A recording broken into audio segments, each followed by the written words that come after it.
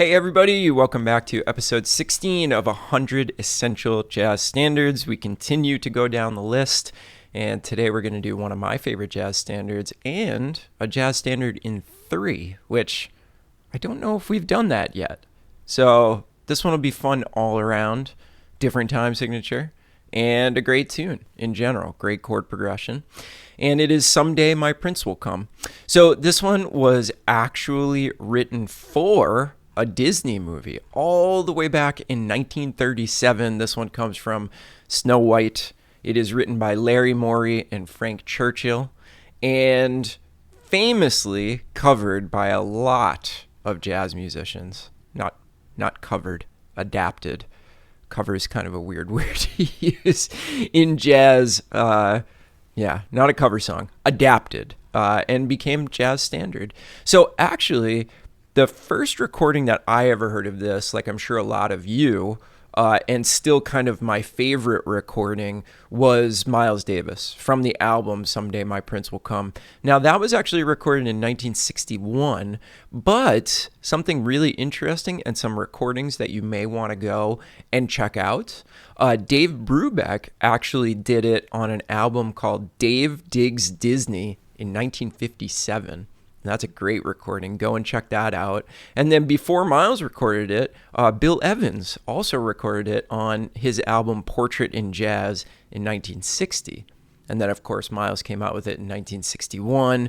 And then, hundreds of other jazz musicians have sort of latched onto this tune and made it a part of their repertoire. All right, so you know what we do here? We analyze the chord changes, and then, as always, I've got an etude prepared for you. So let's dive into the analysis of the chords. All right, so this is a 32-bar form. Again, it's in 3, so something a little bit different, kind of a jazz waltz. The form is A, B, A, C. So pretty easy to follow form. And the chords are so interesting because there's a couple of things that happen that just kind of separate it from a lot of other tunes and give it its sort of final sound at the end of the day. So let's dive into the A section. So we're in the key of concert B flat major. That's the most common key that this is played in. And we start with a 1 chord. Now we go up to a 3 chord, but with a sharp 5. And here's the first interesting thing that happens. We go up to the 4 after that 3. So a lot of times what happens when we see this 1 up to 3 dominant is that it's actually the 5 of some kind of 6 chord. So maybe we go to the relative minor, or maybe we go to the 5 of 2. Right, we hear that a ton in so many tunes. But in this one, it's really interesting. We're almost using that dominant 3 chord as like a passing chord up to the 4, which really gives this tune its sound. That particular chord movement is very unique to this tune.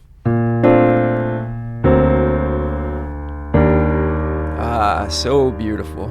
And then what we do is we go to the dominant 6, again with a sharp 5, which is actually the 5 of 2.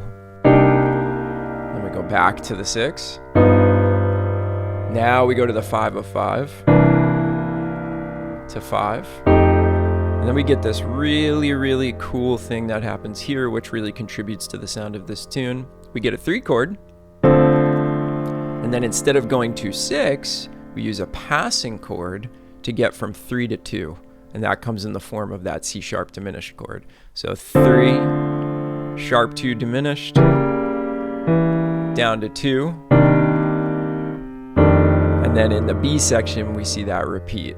3, sharp 2 diminished, 2, 5, which brings us back to our A section. Let's hear that, just the first half of the tune, the A section and the B section. 1, 2, 3.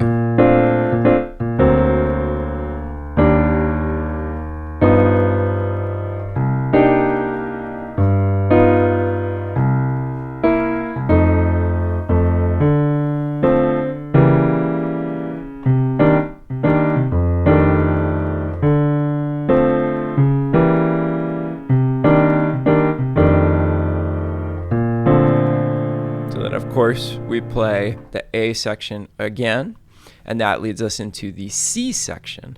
Now, you'll notice that I have these chords in red, which if you've watched any of these episodes before, usually I do that to notate a key change. Now, I was kind of on the fence about this one, right? Because we could say that we are really tonicizing E flat here by doing a full 2-5 to the key of E flat. But you could also think about this as like 2 of 4, 5 of 4, 4. To me, it doesn't really matter, right? We could sit here and argue all day whether it's an actual modulation to the key of the 4. But I don't know. It's just the way that I think about it. So feel free to think about it however you want, but I've notated it as an actual key change there. So when we get into that C section, we have 2 of 4 to 5 of 4, and then we go to 4, and then we get this really cool, again, diminished passing chord that's going to bring us to the end. So then we get this sharp 4 diminished, which we see a lot in the blues and a lot of other tunes. And then the end of the tune is really, really awesome, because what we get is we get this little pedal on the 5 chord, and then we hear the 1 chord over it for a bar, and then we go to the 2 chord, but still over the 5, and then finally we get a true 5 chord back to 1. I love the sound of that. So if we hear the C section,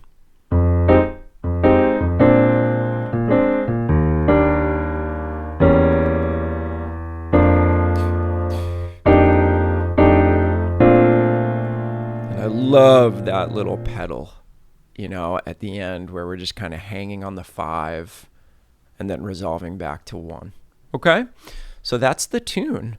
Maybe we should play through the whole chord progression so that you can hear it all together from beginning to end, and then we'll jump into the etude.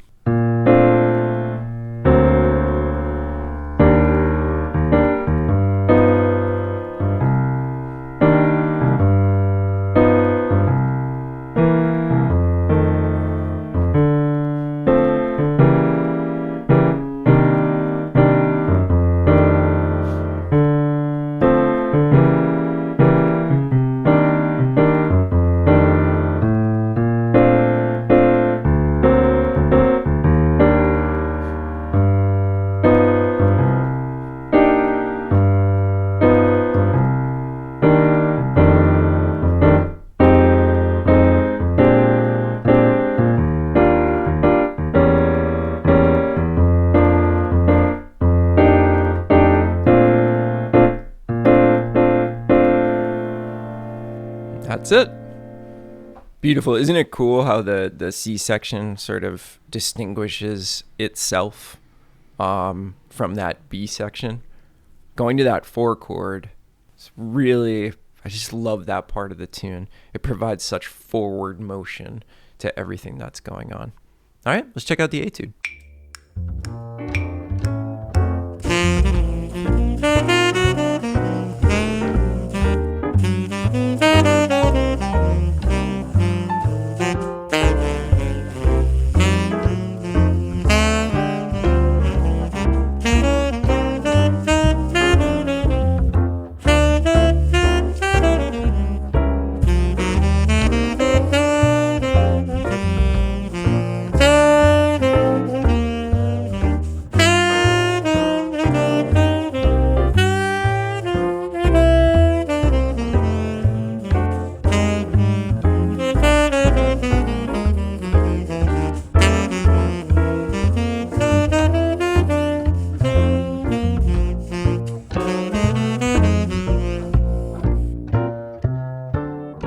Okay, so there you have it, episode 16, Someday My Prince Will Come. Great tune to play on gigs, call at jam sessions, one of the absolute classics. Sign of a really good tune, too, is that it can be adapted like this. My daughter's been super into watching Snow White. She's watching it a ton. She wants to watch it every day. And in that movie, it's pretty different from the way that a lot of the jazz artists have played, but it's so beautiful. The original and then all the adaptations. And I think that's a big reason why all these jazz musicians chose these specific tunes from all these Broadway musicals and movies. Is just really, really well-structured songs with beautiful harmony and beautiful melodies. They're so malleable. And that's, I think, a big reason why the Great American Songbook is what it is and has been interpreted in so many different ways. And that's just such a wonderful thing. So, we'll see you on the next one. Hope you're doing well, and we'll talk to you soon. Bye.